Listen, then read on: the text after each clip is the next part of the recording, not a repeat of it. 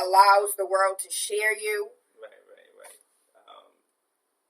What was I going to say?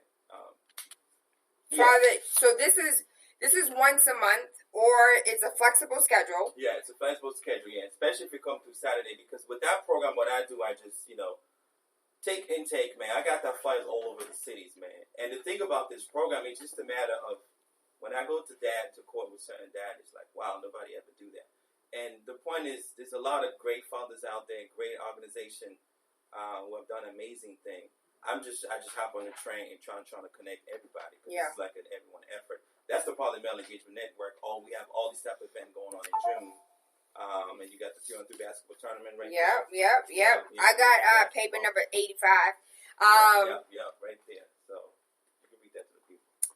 The 3-on-3 third annual basketball tournament in honor of Father's Day. It's a free event. You just have to register. It's on Vine Street Community Center in Dudley from 6 to 8 p.m. Registration begins at 5:30. This is Wednesday, June 14th. Next Wednesday, moms and community members are encouraged to join, but this is for our dads. Dinner will be provided following a brief awards presentation. Who's getting an award? I have the information right there. So if you come Saturday, you can grab all the information. I know, but who's getting the award? For that part, somebody? Is it a secret? Something like that. Okay. That's Something fine. like that. That's fine. That's the point of the Male Engagement Network. That's really understanding that it's all about making connections, resources, because it's all about just ensure that, whether you live between Dorchester, Mattapan, and Roxbury, and open to all men of color, right? Age between 25 and 55. Focusing on resources, man, because at the end of the day, we need to develop a system of solidarity, a system of just brotherhood, and to share the resources. And shout out to all the amazing just men, guys that I know just doing amazing things. It's about just staying positive, staying connected, but have that safe space for us as men, as father, and making sure that, we also have the resources that we need, because at the end of the day, and we have the Father Nurture program out there too.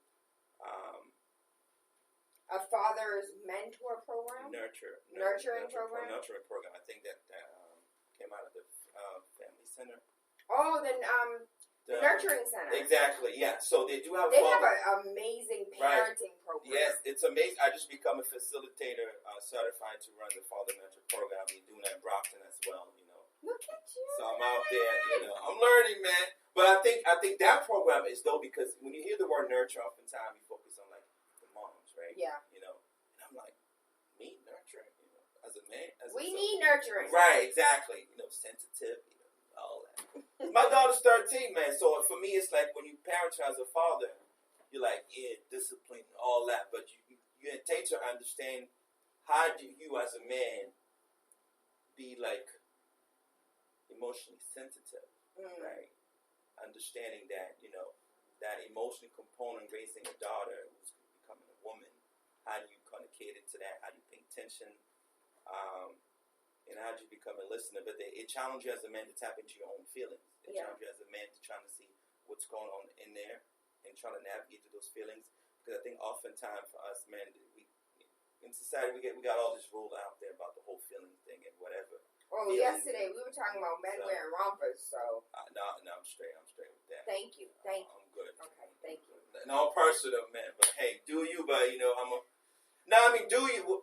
The point is, whatever you into, as long as your consciousness, it's about just living a healthy life, man.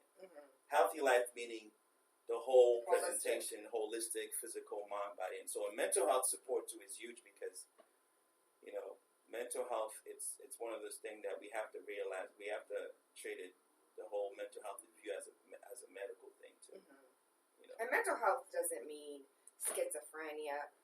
Mental health doesn't mean dementia. Mental health doesn't mean you're willing or wanting to commit suicide. Mental health is sitting down and having a conversation with one of your boys about the frustration of your day, like having somewhere where you can vent, having somewhere, a safe space where you can freely speak about how you feel or what's going on. We got to remove all the stigma, man. Because at the end of the day, you have to look at the entire, what you call the psychosomatic approach.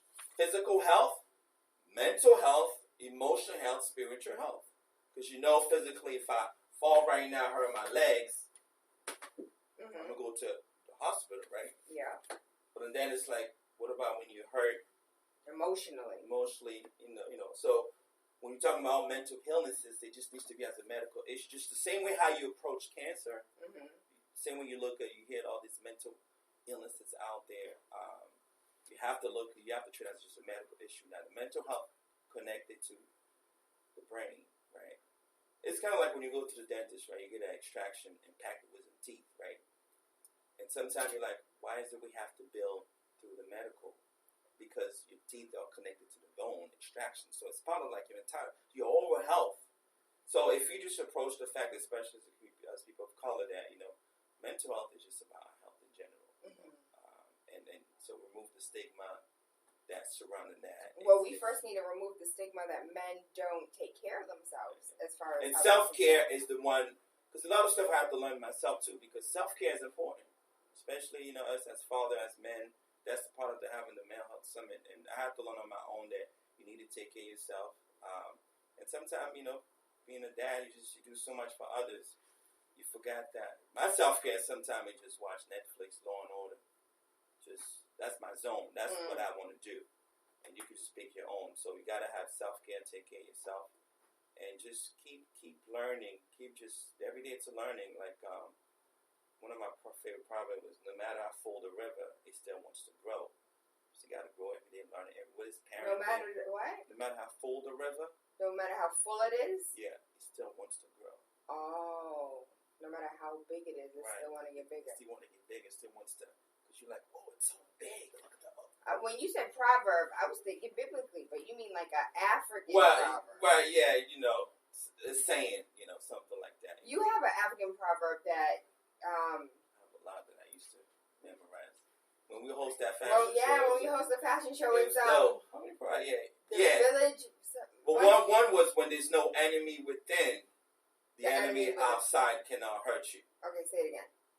When there's no enemy within, the enemy outside cannot hurt you. So when you talk about mental health and you look at that one statement, if you have all of these issues within self, you're going to have all these issues with the rest of the world. Everybody else going to be a problem. Everybody else is after you. It's a human thing. Yeah, it's a human thing. It's about, the question is, what does it mean to be a human, And you got to tap into the human experience, realize that, feelings is just part of that human experience. How do we tap into those feelings? And it's very difficult, It's very difficult, but you want to find ways to be aware of what's going on inside of you. And me doing clinical work, what I'm trying to finish this Master of Psychology, Constitutional Behavior Health. I was unaware. Yeah. You're working on your master's. Yes. While hosting 17,000 events. Yeah. While going to court with men that need support, child support and family court. So when do you have time for your kids? No, it's a balance. It's a balance. I do make time, and it's funny because even through the event, I take them with me. So it's one of those things like, oh, Daddy. I say, no, Daddy got an event. Let's come through, and they get to learn. They get to watch me do my thing. And I'm a social media junkie. What do I mean by that? Because I'm transparent, man. You got to use social media in a positive light. Like, I just share everything. So I've learned to take breaks, have a balance. Plug that in. That's mental health. That's emotional, mental health. That's just. But I mean, they'll go back to the mental health thing. I think what I'm learning is about really realize that behavior is a big theme at the end of the day. And a lot of my clients and cases focus on the fact that when you're really trying to serve families, just really helping families or parents. Contributing to raising their kids, realizing that, listen, they just our children sometimes go through a lot of emotional regulation, impulse control issues, versus the system always wanted so much to the whole diagnosis, and there's a lot of mixed diagnoses out there, I think as a people of color, these systems have failed us because there's not a consistency of diversity and cultural competency training. That means that if you, because we operate on the Western model. All that means is that in 2010, there was a few years ago, it was discovered that the United States mental health services were not equipped to provide mental health services to communities of color due to the lack of training and diversity. Really? Cultural competency.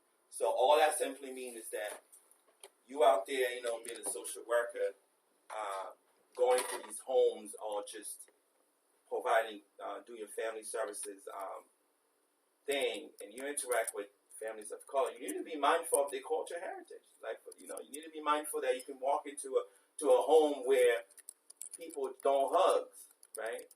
Doesn't mean that they don't love each other. But there's no connection. There's no, you do, right. As humans, right. we need that skin-to-skin but connection. You need to be aware that, maybe that culture, they don't do hugs. How can you sort of meet them where they are and try to address that? Or sometimes you can have maybe a Dominican dad who just have this engaging, his tone is always hyper. It doesn't mean that he's abusive, So I think we need to be mindful when we provide service to families of color. That includes just providing mental health service. That includes providing housing services. That includes providing resources and support. Man, but for us, it's all about the male engagement network. We got so much positivity, so much amazing. When you get a chance, can you please send me that study that stated in the United States on this Western model, mental health has not been properly equipped? Right, yeah. It was just kind of, I'm going to look into that. It was a big study that just came out. It was just like, wow, as an entire United States mental health care systems, really just coming together like, wow, maybe we need to be more consistent of providing training and diverse cultural competency. All that means is like, listen, America's multicultural. Yeah, absolutely. And we're going to be out there as, family service provider, whether you're from the medical community, the health community, whether you're holistic, whatever the case is. You just want to ensure that, you're aware as a professional how you interact with your client and consumer from different backgrounds. But does that have, so you're getting your master's in psychology. Right. Do you have to understand the human experience to help another human, or do you have to understand the African American culture experience for you to properly engage with your client? Like, if I tell you, like, what's going on in my house, are you going to take that as this child needs to be removed, this person is in a dangerous space, or you going to understand that, black parents whoop their kids, and if you step out of line, you're going to get that ass whooped.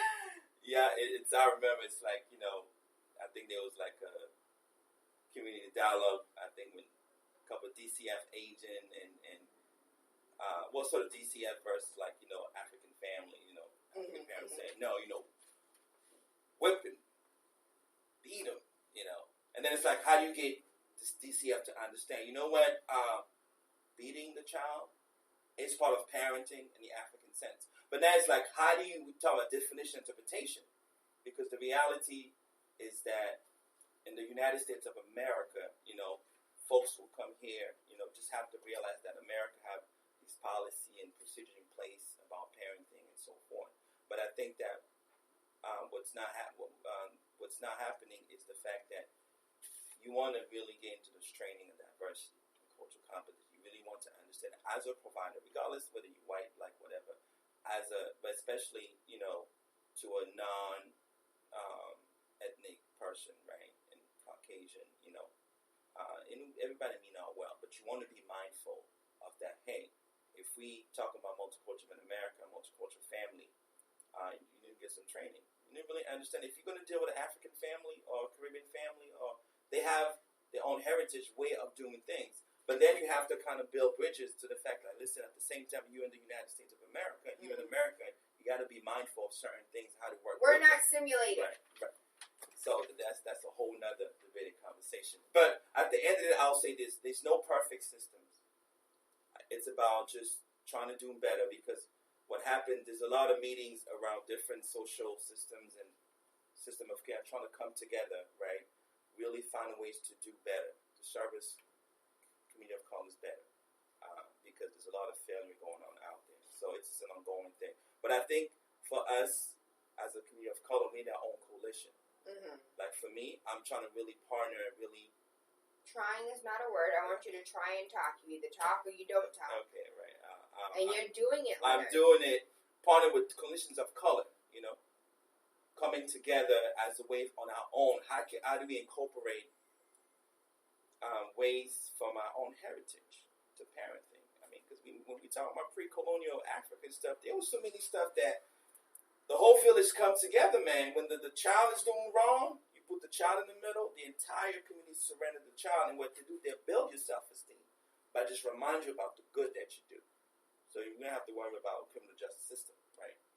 You have to worry about that. Is that how it works? It's so many ways, so many customs. Like the whole village can be in your community. Oh, so-and-so child is behaving badly or having an issue. The whole village come together. And you find ways to say maybe the child needs to go to some type of retreat with the elders, with the men, and just restructuring, behavior. So I think that in the model that we have in the United States, the challenge is how do we incorporate those indigenous ways? Mm-hmm. And then how can America recognize that, you know what? It's also valuable. We also value. Mm-hmm. So that's that whole assimilation debate type of thing. But at the end of the day, we are in our one umbrella. But I think for us, we need that solidarity among us as a people of color, just coming together like, listen, maybe we need to tap into our, African heritage, learn a lot of the dope, healthy behavior. Same thing with eating. In the 1960s, there was this wave of all these Westerners, scientists, and medical doctors traveling to Africa. Even way before that. Mm-hmm. And we didn't realize, like, whoa, how come they don't have any health? Chronic diseases, no obesity. Mm-hmm. There's no, what's really going on? No heart failure. Right. No diabetes. Man, you name it. And then we're like, okay, as a people of color, the percentage is out there. We're leading into that, right? And then it's like, okay, what's really going on? So for us, it's just a matter of you know what? We do have a heritage that maybe we can tap into, find ways to use, because we lost that. You have connected, disconnected, reconnected, and use that and find ways to incorporate that in your American experience, African American, whatever you want to call it. So that's what I mean, that it's still that struggle of being on the Western model where there's no appreciation of a cultural competency component of doing things. And that's across the board with being in the medical field and mental health care field, the doctors. In every field. You're right here. I mean, it's failing. That's one of the key words in education right now. It's cultural competency. Oof. And whether or not these teachers are competent enough culturally to interact, to teach our children. And school is a whole nother beast and system. I have cases where literally, I'm not going to name the name of a high school, it was here in Massachusetts. I just went to the high school. It was just it's a very big high school, very overwhelming. One of my clients was a kid of color. And I really asked the principal, I say, does your teachers and all the staff, do they have a training in diversity and cultural competency? The answer was no. He was like, yeah, we work on it, we're going, that's not a satisfying answer because that's you exactly still have children that are getting ready to graduate from high school. Exactly, and that comes from different cultural background. So training, everybody need to go on training. So did you pressure, can you give me a date when these teachers are going to have their cultural competency up to date? Well, that could be a fight that could have taken, but, my supervisor told me that's not my fight, But at the same time, for me, I wanted to bring up that conversation so they're aware that, I know stuff like that. Because, the school system, it's a beast within itself. All the system in general. But I think that the answer just bothered me. He was just like, no, really, something we're working on it. But you really, in the high school way, so multicultural. Yeah. And you have a lot of the teachers were Caucasian, Not so much, I'm not saying that, they're bad or evil people, whatever. I mean, you're a teacher, you're trying to do the right thing, but the school system's also overwhelming in a sense. But I'm saying that for us as a family service provider that we interact with these schools, we want to make sure that the cultural aspect of it is real. between Boston and Brockton, all this town, there's diversity everywhere. So, but there's too much politics behind. Absolutely. Bureaucracy. So things focus on things like this invisible systems, and people require funding and money. So therefore, I think we're failing the people that we serve. So we just have to navigate and have a balance. I'm like, listen, what's the problem? It's crazy how you need a roadmap to just, for the best education, a roadmap to understand different systems, a roadmap for everything. It's like, yeah, but, and I think at the end of the day, there's you can do better, man, as a systems, as a people, like I said. As a community. As a parent. Because most importantly, because you see the thing when we point at those systems like this, y'all need to do better, right? But the three fingers point back at us too. I think that if we just find ways just to come together and all the stuff that we do and just have each other's back, go back to the tap into the history and heritage, go back to all the mentality from like Malcolm and be each other's keeper, learn from all the ancestors. Because I'm always, when people ask me, "Jeez, you do so much, what motivates you?" What? I'm like, I don't know, because I'm in tune with history. I'm always dreaming like, wow, can you imagine you at the you at the Olympic running the race? You see like Malcolm running, Dr. King running, but just giving the baton, keep going. Yeah. All at the table, Garvey and you name it, just sitting down, just laughing, and we're like, wow. We just have to just remember, those that came before us. Yeah, and use that energy to keep going. If you want to give up, just look at them.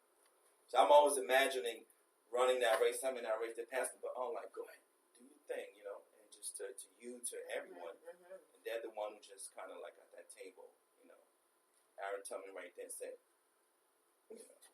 Black Panther part like that, and just you name it. So that's what motivated me, just to really look back the people that paved the way for us, and we live in a no excuses time these days.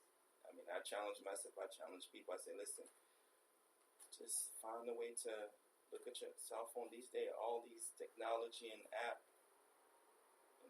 Go on Google, go on YouTube, learn something. Go to the library, go read something. Yes. But I think that because we live under a lot of trauma in the city, it's very difficult for people to be motivated. We've covered about 17 different topics. And it's crazy because they all connect. But there's nowhere in the city that has resources that allow all of these conversations to connect. Exactly. Visibility is the key to visibility, platform, resources.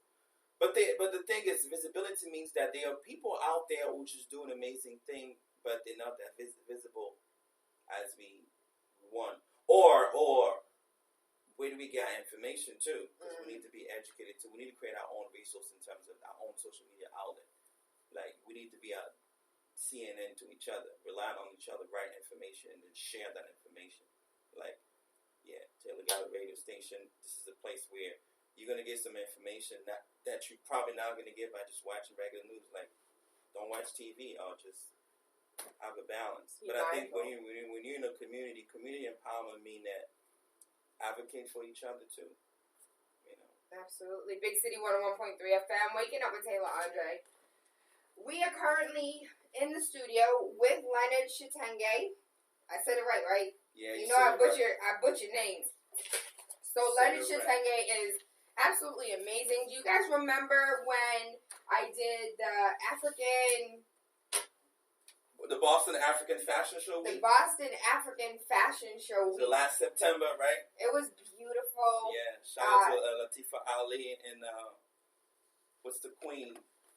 The House of Nahadra. I love Yeah, all of the outfits. We had an amazing time. All of the dances. It was just amazing. It was beautiful. I can't wait for next year. Yes. Leonard has a few things that we're discussing today. Male Engagement Network, Male Engagement Network. They're having a breakfast on Saturday, 8:30 a.m. at the Kroc Center. This is their Father's Day launch. They are a new organization. And if you are a father, if you know a father who is in need of safe community space, a father in need of resources, fathers with family probate court schedules, fathers with visitation schedules, fathers that need help understanding fathers' rights, fathers with child support that need resources and education about child support, about how to go about child support. If you need help with co-parenting conflict resources, job support, moral support, mental health support, this is once a month. It's flexible. I want to give a huge shout out to the St. Catherine Drexel Hall. Yeah. They are amazing. They're right next door to Mother Caroline. Yeah, that's the church. And that was the first time we met. Was through Mother Caroline. Also, love at first sight, all that. Oops. It was. No, you're right. Because we were talking about the conflict in the Congo, all that, technology stuff, right. And how everything in your phone connected to Africa, right? Africa has so much natural resources, the minerals. Yeah, it's definitely a lot to learn. And ever since then, I've been conscious about understanding where products come from. And as a consumer, because I think in the West, in the United States, as consumers, it's like we just don't know stuff. I mean, and it's not so much your fault, like our fault. It's just like, hey, I'm a consumer of technology, whether it's the laptop, the cell phones. But then it's like, how do I become aware as a consumer, how the cell phones are made and who am I harming by purchasing? Right. And where the minerals come from. How do you get that awareness? And hopefully you can be in the conversation to do your part. And that's, not so much trying to be the savior, but trying to just do your part. Like, wow, I'm aware. So how can I contact Apple in this? How can I send an email like, hey, I'm trying to upgrade my phone, but at the same time, are y'all aware that, there's some serious conflict-free zone mine in Africa, especially in the Congo? What are you doing about it as a company? Because we need to hold electronic company accountable. Absolutely. And that's that key word, that accountability, and that's across the board. So there's like a big movement of so I got into that, just trying to educate folks. Because I remember I wanted to throw my phone too, but then you learn that technology is a blessing and a curse, because it's the same technology that I'm using that's also contributing to positivity. Mm-hmm. But I think it's just about it, as a consumer here in the United States, how we can be aware of these things. And same thing with the food or with the clothing. I know the whole thing, like the Walmart, look at the clothes, like, wow, you got people over there, East Asia, who just make $1 a month just so we can have these clothes. So it's just... And that's Walmart, so imagine the big name companies. So yeah, it's all about education, which is the most powerful weapon that you can use to change the world. But I think that, the real revolution is us regular people having each other back and providing this event. I'm just a regular dude, man. It's always mistaken for Denzel, so that's who I am. Let me stop. You can find him on social media, Afro Blues, Leonard Shatenge. You most likely saw one of his flyers online, Male Engagement Network. Or is there a name for this? Safe community space for fathers, maybe men's health. A voice for dads on Facebook. Yeah, that's a voice for dads. You can just tap that on Facebook. A voice for dads on Facebook, or the Men's Health Summit on Whittier Street Health Center, Saturday, June 24th, the day before the Boston Business Builder, from 10 a.m. to 1:30 p.m. Healthier men, stronger families, stronger communities, free food, free health screenings, guest speakers, music, entertainment. Come out, support, June 24th, 10 a.m. to 1:30 p.m. And then that evening, you will be able to find Leonard and all of the African entrepreneurs at the first annual Boston African Entrepreneur Expo. A shout out to the Halt Women in Business, as well as the Progressive African Network. I would love to connect with them. That sounds... Which is me. You are. The co-founder, the director, and a shout out to me and my colleague Ashim by way of Somalia. And so we just kind of come together, living in being a diaspora, let's come out with Progressive African Network, and another co-founder, Askia by way of Ghana, and Karina by way of Liberia. Just here, really. We've been in Boston for years. It's just a matter of just coming together, because we're just about organizing social entrepreneurship culture events, using as a tool to bring the diaspora together. Just being that middle, because entrepreneurship is just that theme across the board. And we were talking about it earlier, about how when I was in Ethiopia, every business was ran by a woman, like Edna Mall. And everything is named by the person. It's not like the mall, like the Galleria. Right. Whoever owned the building, that's the name of the building. That's dope. That's dope. That's a networking for vendors, entrepreneur roundtable with guest speakers, live international Skype with African entrepreneurs, free admission, register online, Friday, June 30th, proafricannetwork.org, Taste the Motherland, Black Star Shea Butter and Oil, Global Entrepreneurship Conference, and Talent to Africa. Why do you think, I'm going to reframe my question. As an African man in America,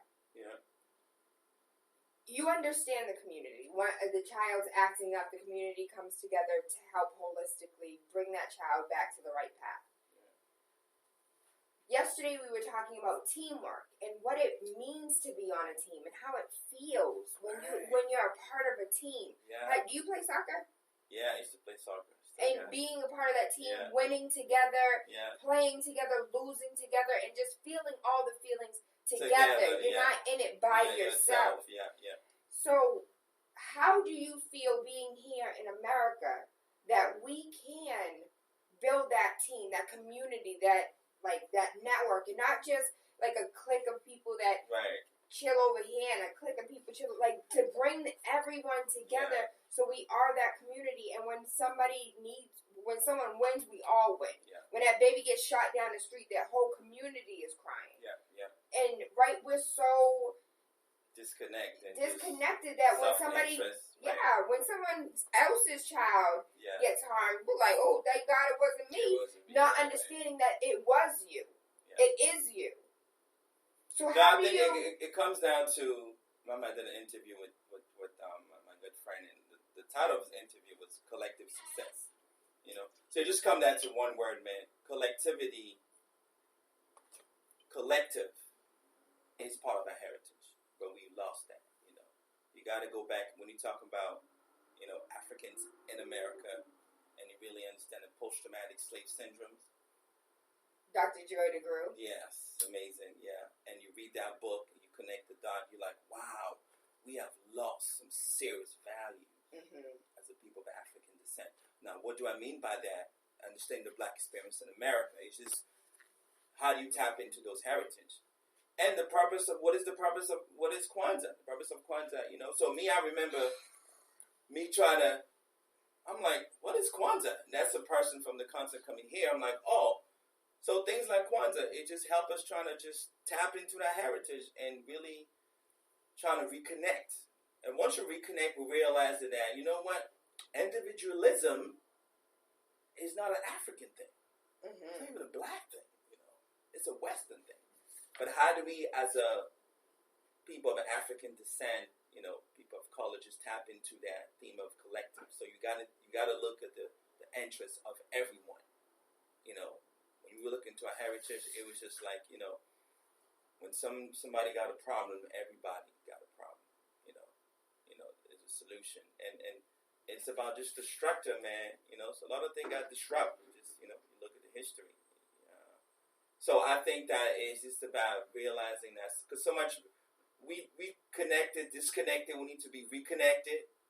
Sometimes we just normalize the fact that hey, we Black people in America. I guess at one point, hey, as a Black person, your ancestor was an African slave, and that's about it. We're good. We had a Black president. We all said blah blah blah. But I think that we just have to find a way to tap into our heritage and really we appreciate those values, and because we are connected. But you know what, Leonard? I'm going to play devil's advocate here. Let's do it. Because you're an African in America, so you can talk about this. You can, we need to understand our heritage. You know your heritage. You know what tribe you come from. You know where you hail from, the traditions, the music, the history. Right. You know the proverbs. Right. We're so disconnected. I don't know what tribe we came from. I don't know what part. In Africa is not a country. It's a continent. Right. And half of us don't even understand that. So we're like, oh, the country Africa. Yeah. So how can we understand or connect with roots if there's no connection there, if there are no roots? Well, the first thing for me, what I did is you got to meet people where they are. I use my own example. So I went to English. When you graduated, my daddy went to English. When you graduated? English high school. Shout out to all the English Yo, grads. stop playing. But it was a multicultural high school. But for me, I was stuck because I started remembering, like, after English, I went to study at Fisk University, historical black colleges. Because it was important for me as a continental African to try to understand the black experience in America. Because growing up in Congo, between Congo and Gabon, didn't see myself as black, a black person. Only when you come in America, you get that, oh, you're black. But I think for me, it was just like, my identity was viewed as a cultural component in my tribe, like the Baluba tribe. Like, oh, yeah. Is that your tribe, Baluba tribe? Yeah. Mukonkole, Leona, Chitenge, Wangapama, Disashi, you know. So, are those last names of the tribe? Right, so it's like, I have like seven names. Wait, so let me hear your whole name. Your whole name. All right. Mukonkole. Chitenge. Leona. Leon. So it's not Leonard.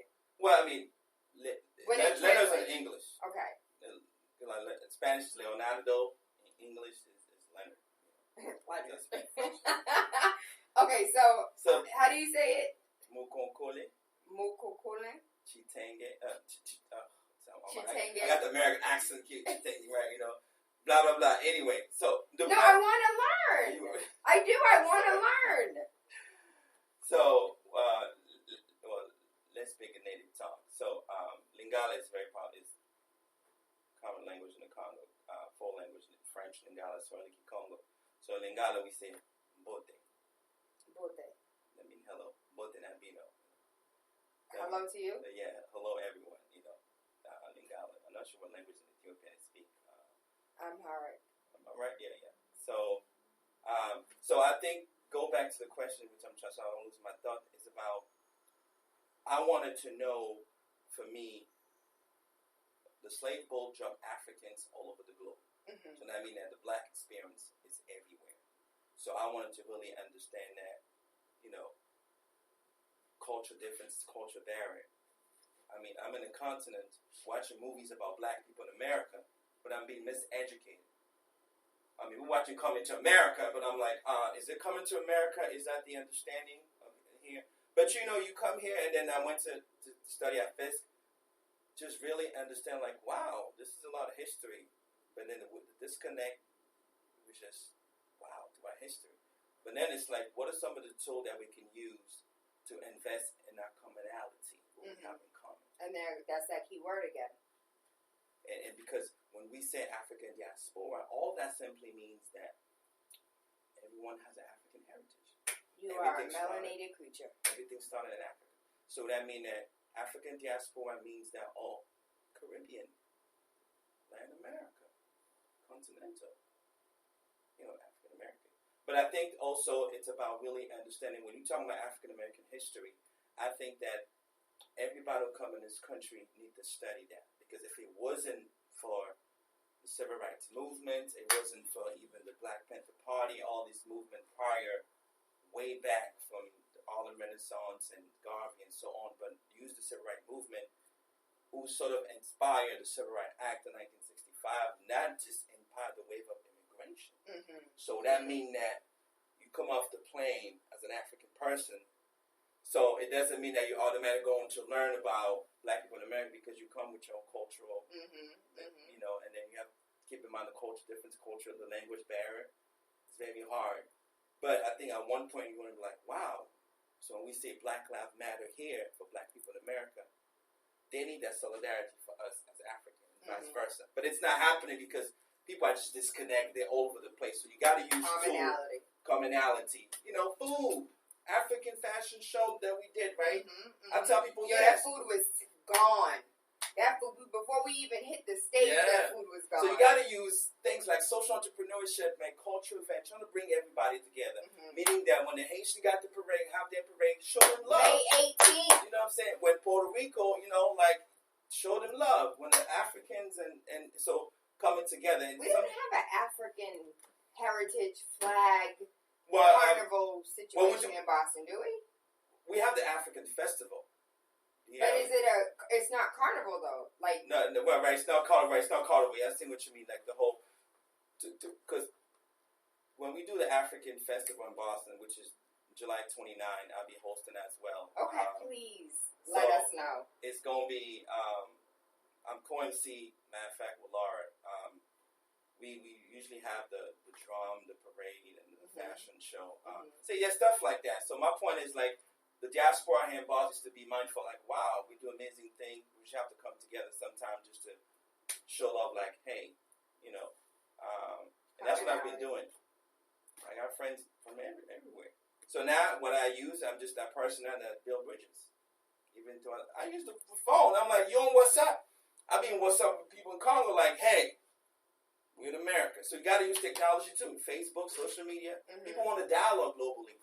And everybody wants to come to America at the end of the day. So what am I telling them? Like, what's going on? Don't come because of Trump. No. I say just come because there's so much richness, so much culture. Just come. And that's to go back to that system of solidarity. Like, hey, you're going to be proud to be Haitian. Be proud to be from the Caribbean, Jamaican, Trinidad, you name it. Be proud of that. Because your heritage show that, hey, the slave boats, everything started in Africa. The slave boats of Africans all over the globe. A lot of experiences came out of that. You need to appreciate that. The same thing in the movie Hidden Colors. You got to appreciate the fact that these are black women who did this, who contribute to that, right? Nobody's going back to Africa. No, we're going to stay there because we're going to appreciate what the ancestor did. And we can travel, create that system of solidarity. Yeah, exactly. What do I mean? I got you. You know what I mean? Facetious. Because I love my, black conscious Marcus Garvey people. I love them, but at the same time, I'm like, listen, we have to learn as much as we can from Garvey. I'm not saying that the whole Pan-African thing is. I'm just saying let's have a balance. I want to tell my children, hey, travel the world. Appreciate your history. Study the Black Panther movement. Understand that movement was maybe one of the dopest movement and there's a lot of women behind it. Nonviolent. They have so many programs. Study what happened in Tulsa, Oklahoma, the Little Africa, right? Yeah, Rosewood.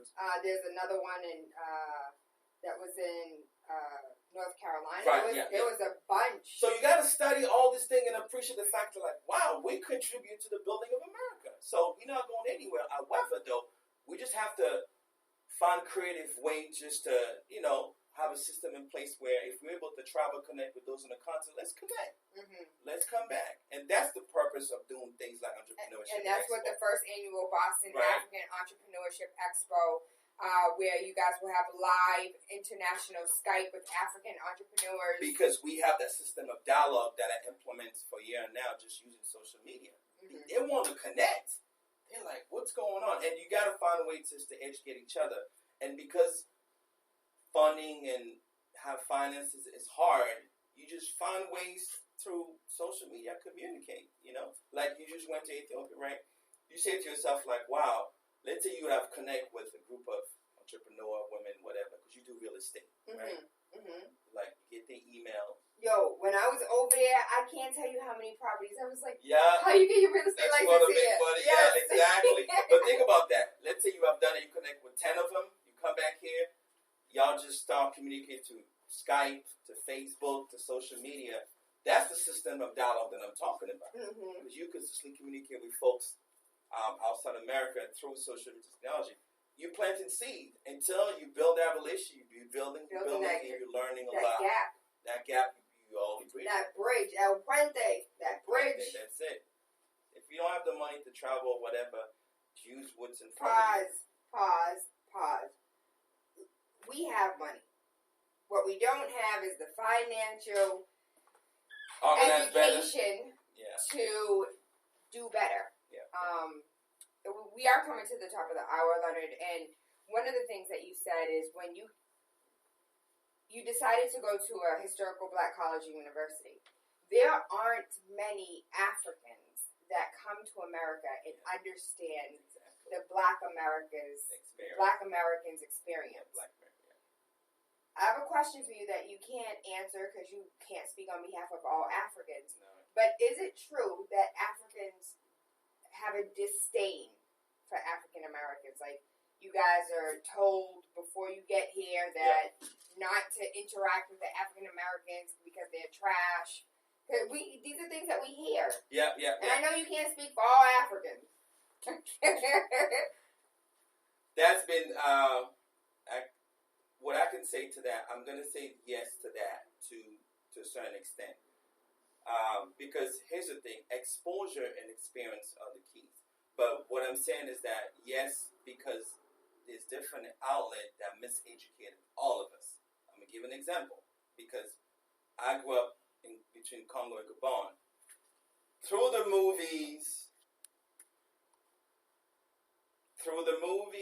I mean, you get a lot of miseducation, stereotype. So we all have a preconceived notion. Mm-hmm. You know, as continental Africans coming out of America. So we come here because we have to go to the whole coming to America experience and culture differences, language barrier. But we come with this preconceived notion based on systems of what is like the media and TV that's just bombarded. And it's not, now guess what? So reverse, yeah, because it's just the same thing. Because I used to be like, when you hear the word Africa, what comes to mind? You're like, oh.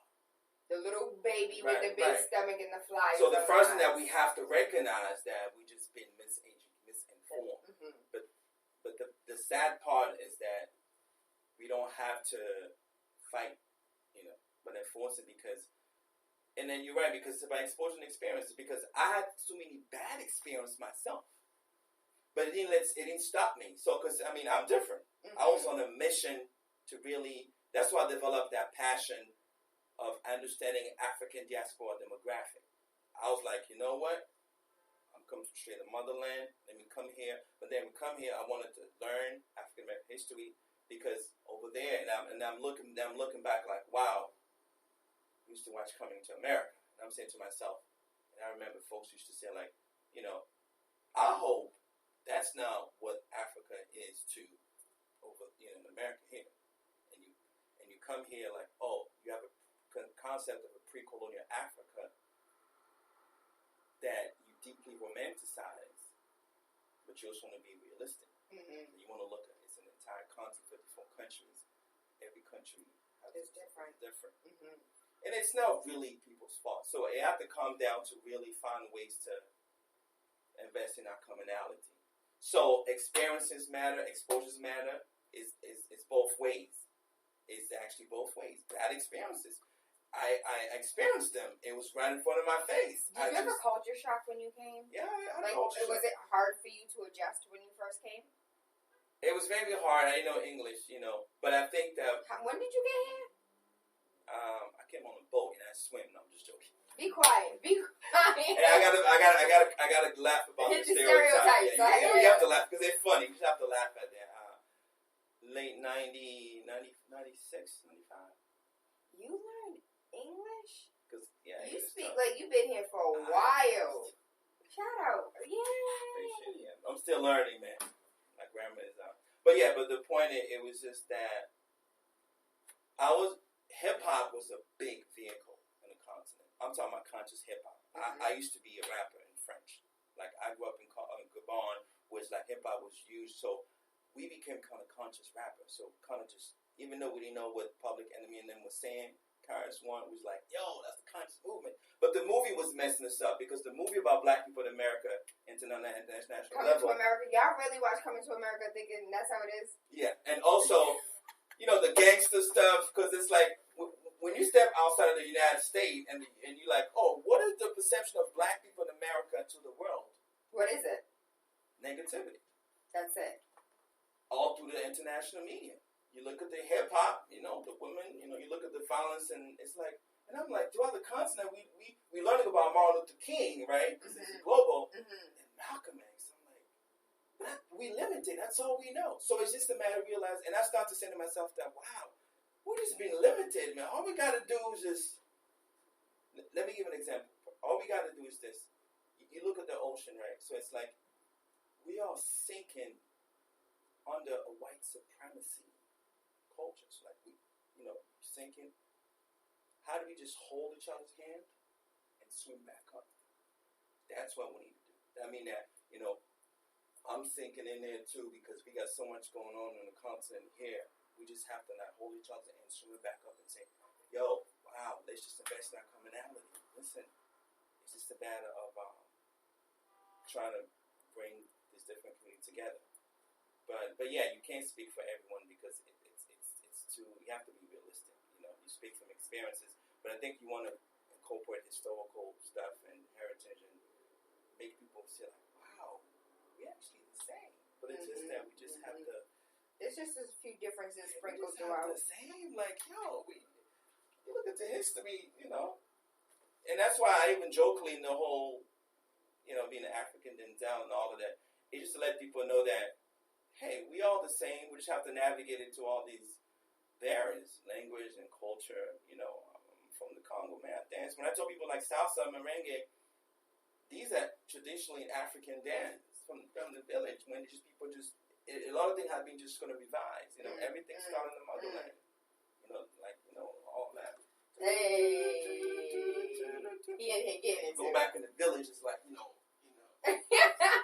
So right, and these are the stuff that I've started to realize as a poet. Let me address this thing. Let me hold stuff like fashion show and incorporate some of the language and that's the format that I've been using, and it works for those people who really want to educate. I tell people just meet each other where we are. Don't take it personally if you encounter people like, listen, if they have a misconception of something, educate them. And it's a global thing. Like I can go to any other country, the stereotype is everywhere. Yeah, it's global. But us, we could just do better by investing in our commonality. And that's what we're doing, and that's why even Latifah Ali, when she asked him to do stuff, and I just want to connect with our brothers and sisters, but it's hard, I have to say, because we are very difficult people to work with as an African. I can't tell you how many people got their hand in the air, they clapping you up. Yes, we are difficult to work with. Yes, doing business with black folks. We have to admit that. Once we admit that, now we need to heal. It's a healing. And one of the biggest downfall that we have is just the trust issues. Leonard, are you going to come back? Good morning, Daddy. I was wondering if you could keep your charger. Them kid text messages, yeah. I get them all the time. Phone calls. Well, I hope you come back, definitely. It's always an honor, pleasure to be here. Just trying to connect. Just need to have a dialogue. That's commonality. Commonality, dialogue. Don't let, just because the culture difference just means that every people have a gift to bring at the table. I mean, God's gift. When I do lecture at white communities, make them understand culture, make them understand that, oh yeah, the race thing, and wow, listen, race is an American construct. But at the same time, you have people to acknowledge that it's a cultural difference. That cultural difference means that it needs to be as God gift to each other. Meaning that when you sit at the humanity table, your diversity, right? You bring your diversity. I bring my diversity, and through shared experiences, we can understand. Welcome to the human experience. That's it.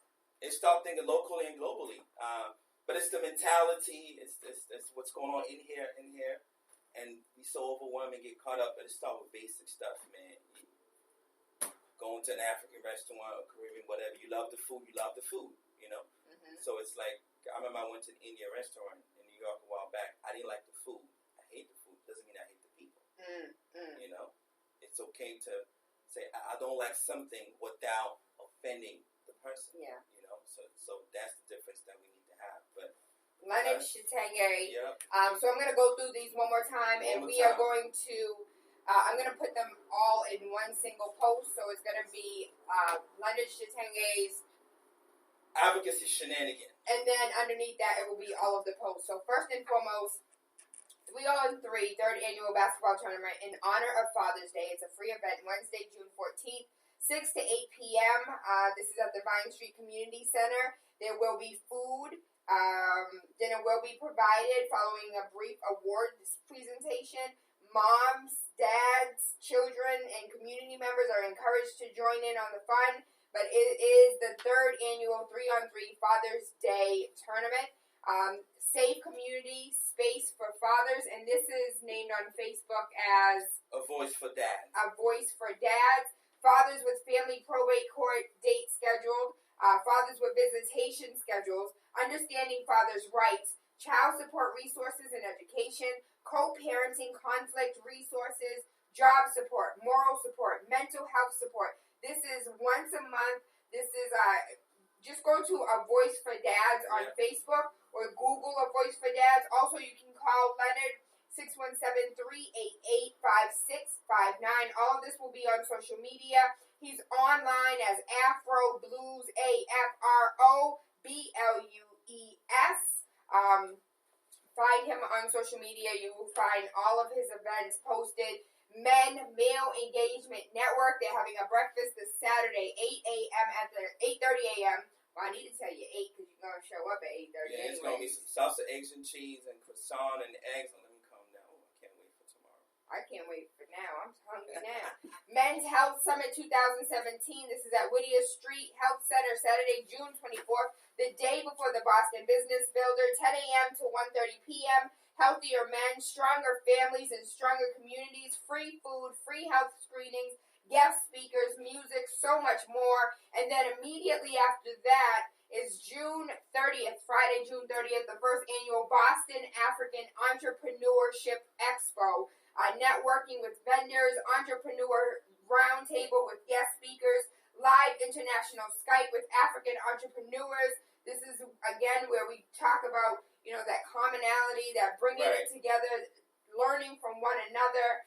I want to thank Leonard for all of your resources. Can I keep them? Yeah, you keep that. I just want to plug in the Boston African Festival, too. That's on July 29, 10 a.m. to 7 p.m. That's so far away. We ain't going to remember that. But you're gonna keep us updated so we can keep the people updated.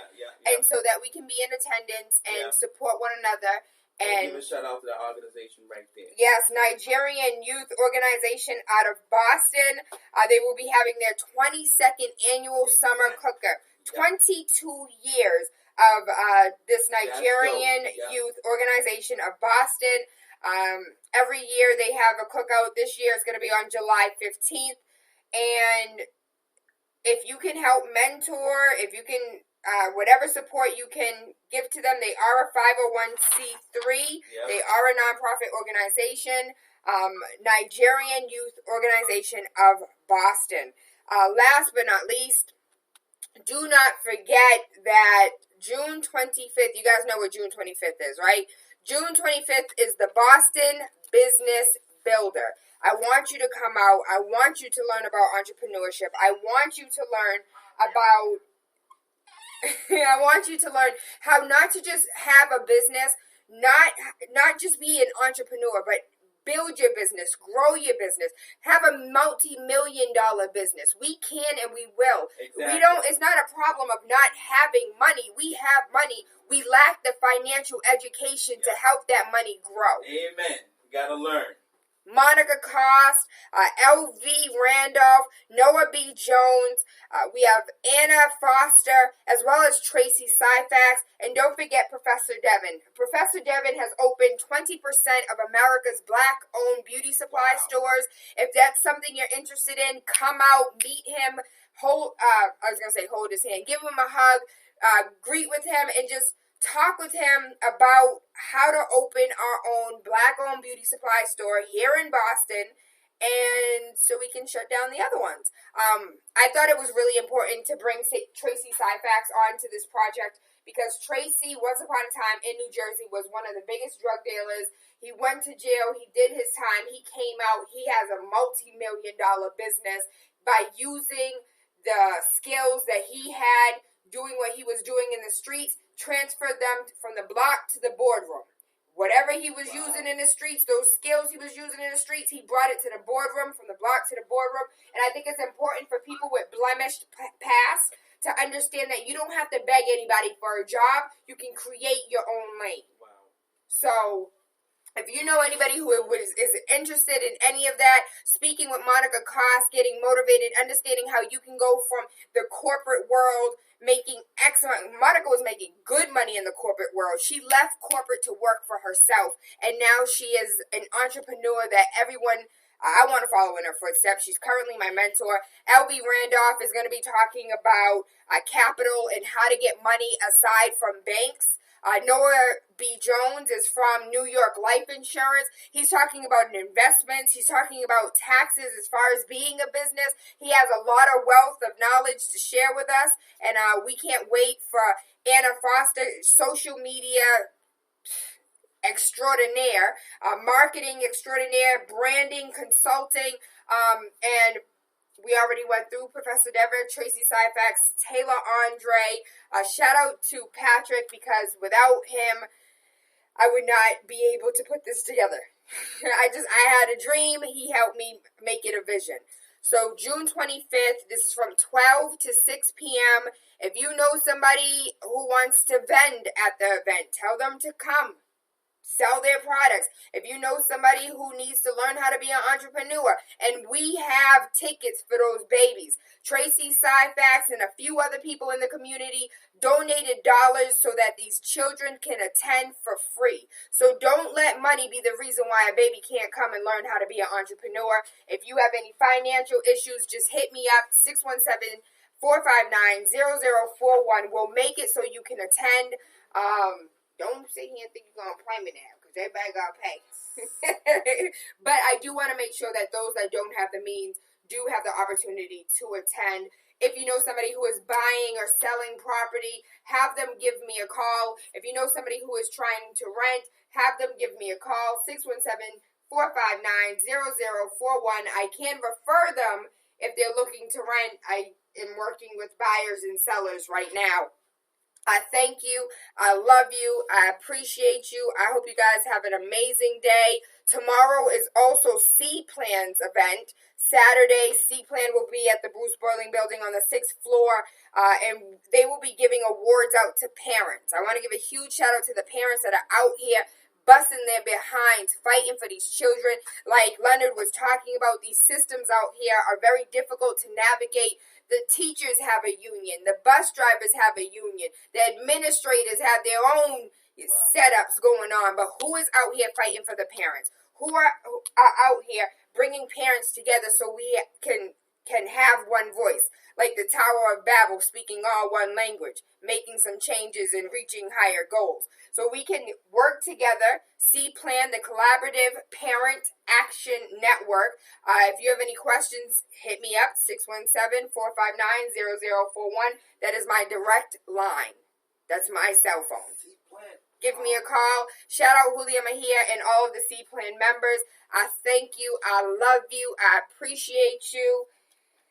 It's Friday. I apologize for not giving you Freaky Friday, but we have Father's Day Friday with Leonard Shatenge. And it was a conversation that needs to be had. If you need any resources, please reach out to him and let him know what you need. If he can't help you directly, I know for a fact that he will guide you to the person you need to speak to.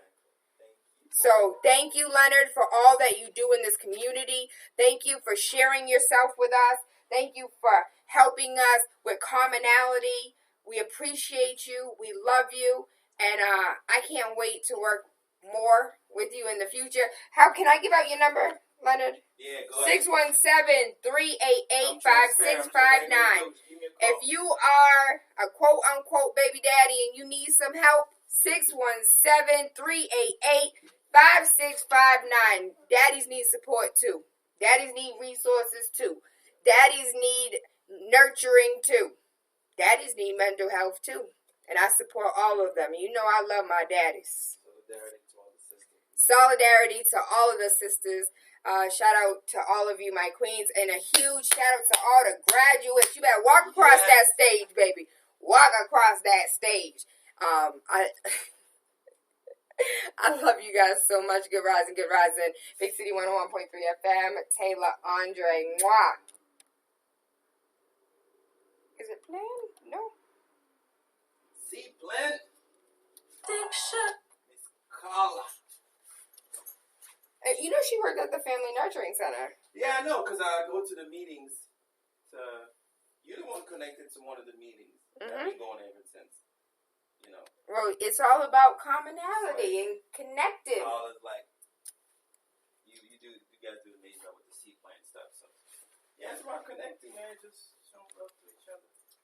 Showing some love. All right, let me go deal with my princess. This child always wants something. I'm like, Kayla, good morning. She don't give hugs anymore, or she gives a little shoulder.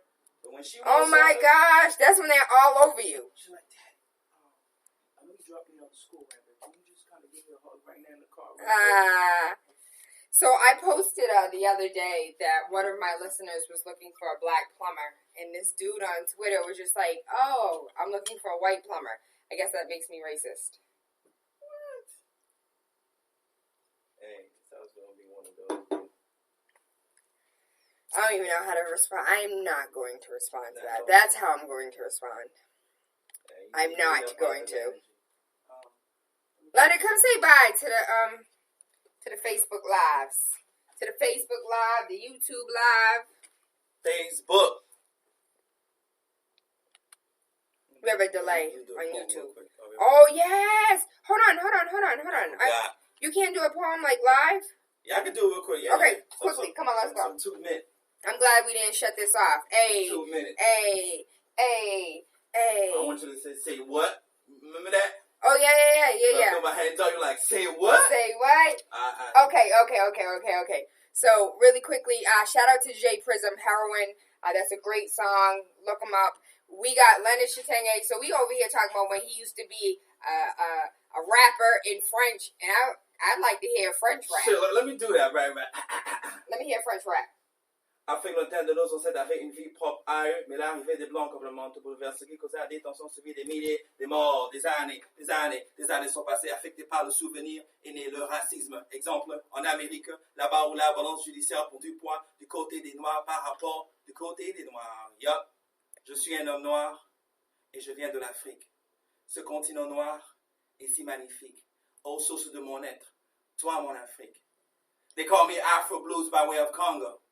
I said they call me Afro Blues by way of Congo. And you're back home. I didn't even know America was home to all kinds of people. Like I didn't even know who were Latinos. The first time I met one, she's from Puerto Rico. I didn't know Spanish, but all I knew was mira que pasa lo siento. She laughed so hard and said, Papi, you are so local. I'm like, nah, mommy. They call me Afro Blues by way of Congo because the slave boat dropped Africans all over the globe, so that makes you the Senator Mandingo Queen so beautiful. Peace. Leonard Chitenge. I love you. I appreciate you. I hope y'all have an amazing day. It went through. What did I do? Can I see how I do it? Oh, man, I need to go back into it. Just finishing a poetry album and book, man.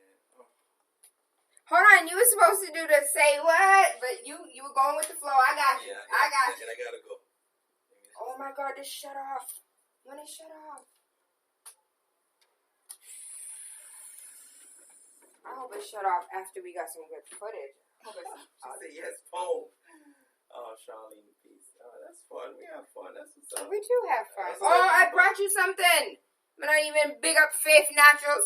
So I brought Afro Blues, some beard oil from Faith Naturals, because, I love everything Faith Naturals. I'm super hairy, so I was like, let me get some beard oil for myself. I'm just joking.